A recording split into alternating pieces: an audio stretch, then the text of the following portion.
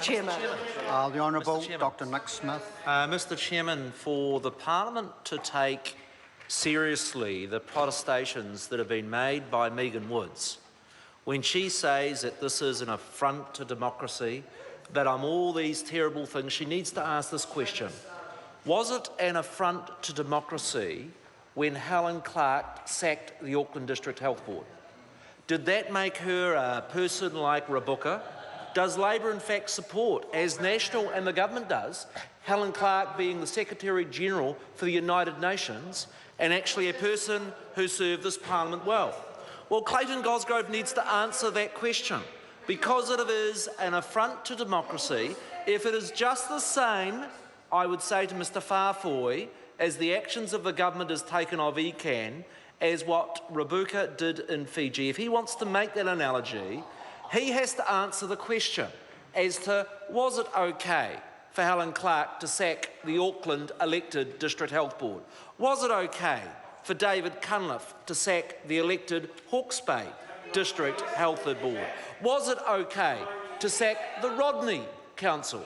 Was it okay to sack the Kaipara Council? Because the key point that members opposite are not answering is that there is a fundamental difference between a national government, a sovereign parliament, than there is for a subsidiary body. In exactly the same way I'd put to members, did the democracy come to an end when a Labor government said that it was no longer appropriate to elect electric power boards? We don't elect electric power boards anywhere in the country anymore. Is it fundamentally opposed to democracy that we no longer elect port companies, that we only elect harbour boards that used to be elected? Actually, this Parliament makes choices all the time about when bodies, specialist bodies, whether they're managing water, whether they're managing health boards, whether they're managing harbours, whether they're electing schools, whether they're managing a whole number of subsidiary functions, as what is the best way to run them. And then in our view, quite appropriately, and I acknowledge the sensible contribution from David Parker, who actually acknowledged that the highly skilled commissioners, people like Margaret Baisley, people like Peter Skelton, people like David Cagle, have actually done a very good job of getting on top of the water issues in Canterbury. And then the second issue is, why is this extension and this transition necessary?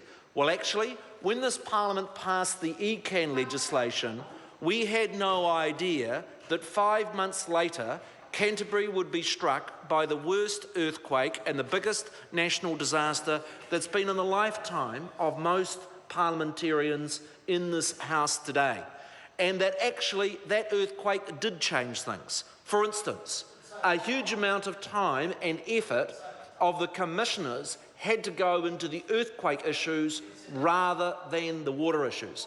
The reality is that the building in which ECAN operated became completely unsafe and the whole organisation had to relocate.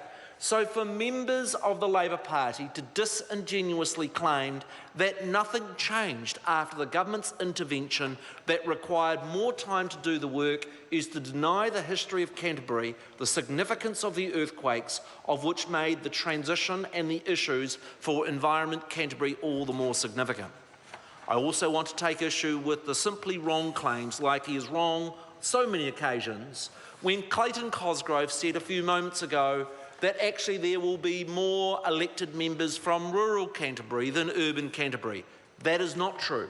The members provide for 4 councillors to be elected from the city of Christchurch, 3 from the areas of South Canterbury, Mid Canterbury and North Canterbury, and anybody who knows Canterbury would know that they are well understood boundaries and the logical areas to be able to bring in those 3 representatives covering the areas of South Canterbury, of Ashburton and Selwyn in Mid Canterbury, of Waimakariri, of Hurunui and Kaikoura in North Canterbury. It's a logical way in which to bring those representatives in.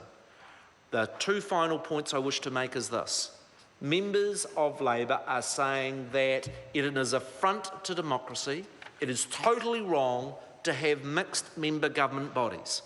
They need to explain why they legislated in this Parliament for exactly that structure for elected health boards, the district health boards, Mr Chairman. The Honourable Dr Nick Smith. The district health boards that operate in every part of this country and in Canterbury.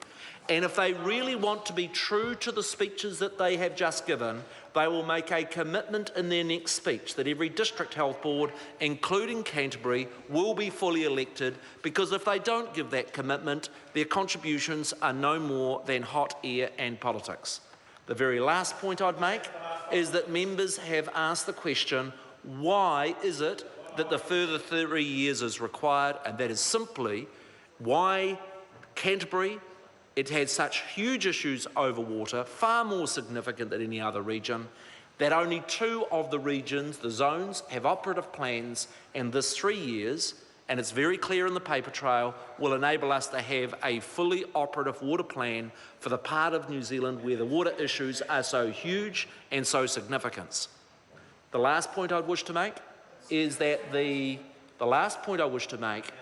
provision makes the bill, and this provision says that the government can appoint up to 6 commissioners. As I've said previously publicly, the most important issue for government is the continuity. The continuity of those highly skilled commissioners that have actually done a damn good job of sorting those things through. And by having these mechanisms in this part of the bill, it enables us to retain those skills of those people that even Labour members have acknowledged have been crucial to lifting the game in Canterbury. The government reserves the right to appoint a lesser number if they are not required for continuity to maximise the point of say from the people of Canterbury.